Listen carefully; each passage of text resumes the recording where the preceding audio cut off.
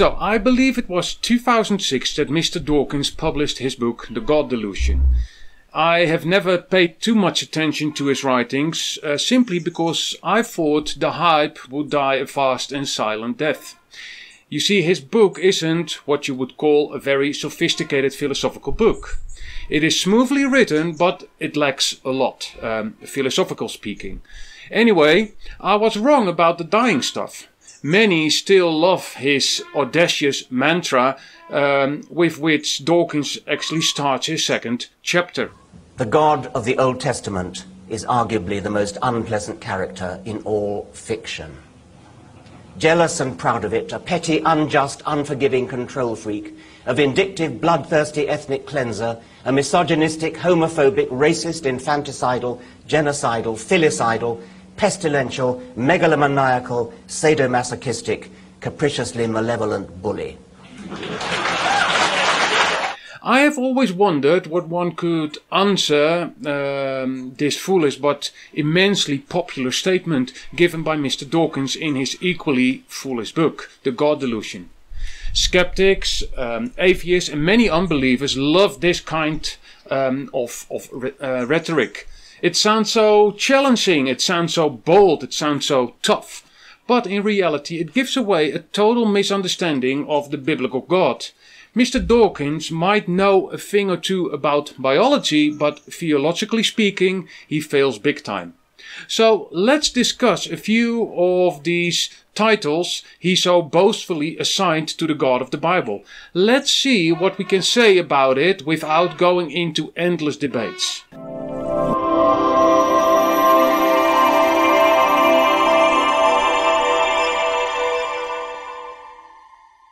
So, we will start with the very first title he gave to the biblical God. He said God is jealous. And let's take Exodus chapter 20 verse 4 and 5 to see what he's referring to. Thou shalt not make unto thee any graven image, or any likeness of anything that is in heaven above, or that is in earth beneath, or that is in the water under the earth. Thou shalt not bow down thyself for them, nor serve them, for I, the Lord thy God, am a jealous God. And there are many more texts in which we hear that God is actually jealous. But what is this jealousy all about? You see, the Hebrew used the word jealous here. The Hebrew word is gana. I probably do not pronounce it correctly, but this word has an extra meaning which is best translated as zealous.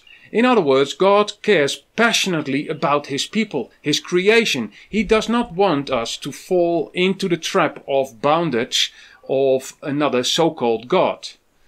The Apostle Paul shows this passionate jealousy in his second letter to the Corinthians. 2 Corinthians chapter 11 verse 2.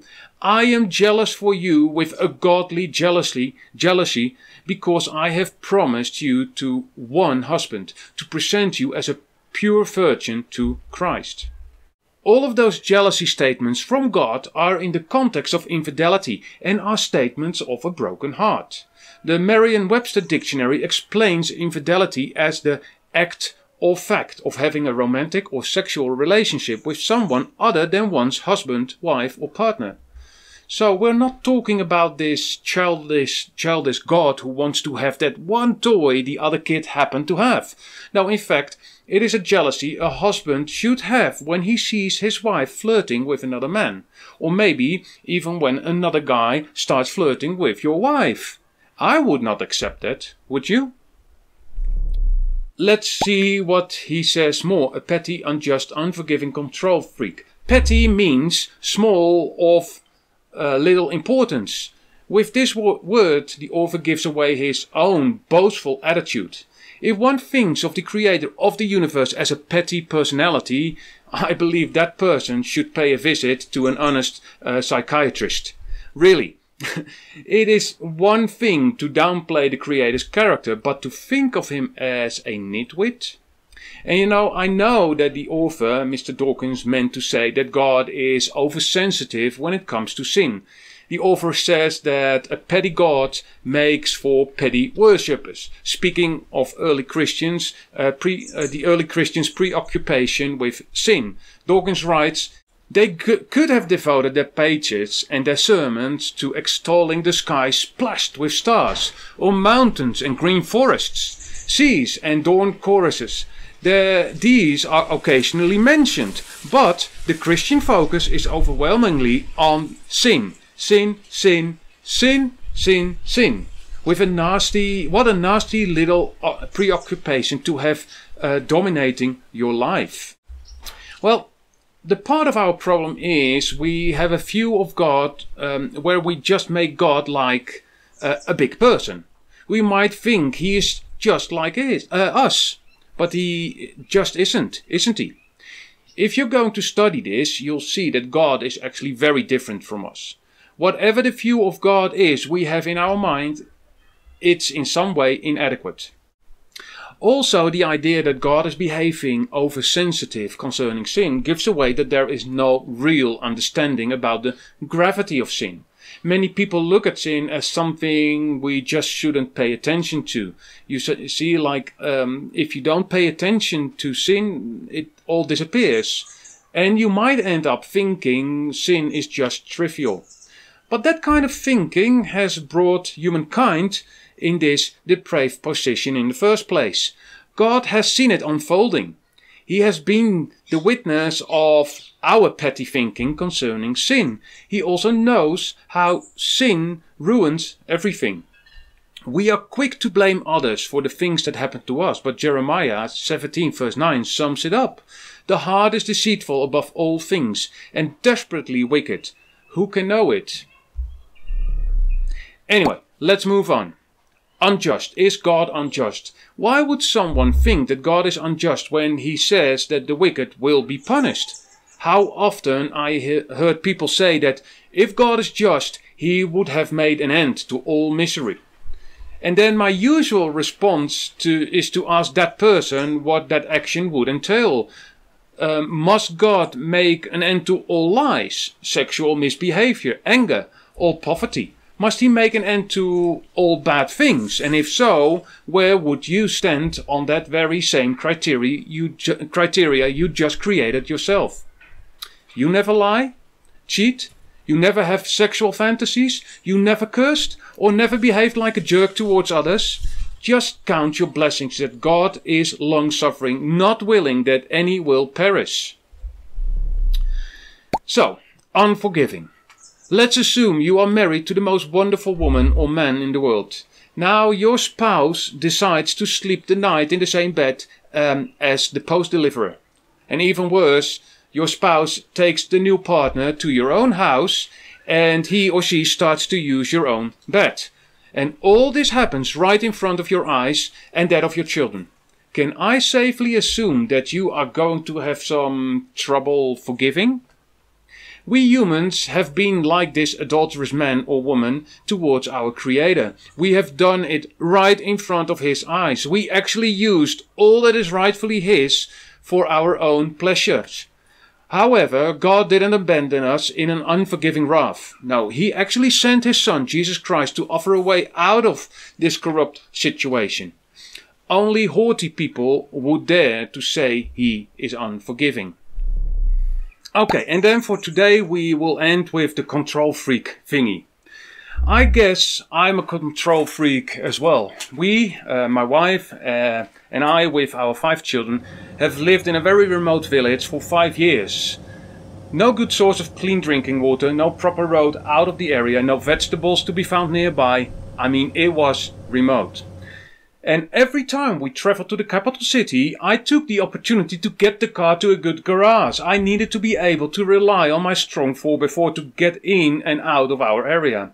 Also, we've made sure we had enough medicine with us when we returned. A medical kit complete with surgical knives and good anesthetics.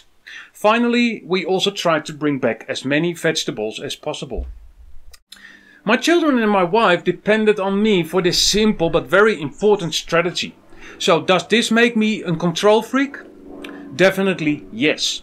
I know what is good for my family, and it would be a huge sin to neglect that knowledge.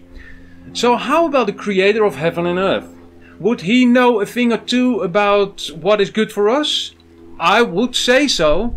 Still, some would say that God shouldn't intervene with our lives. These same people, on the other hand, will do everything to protect their own families, right? So how hypocritical can you be? So, this was the first part of this quote, and I don't want to make the video too long, so I'll tackle the next bit next time.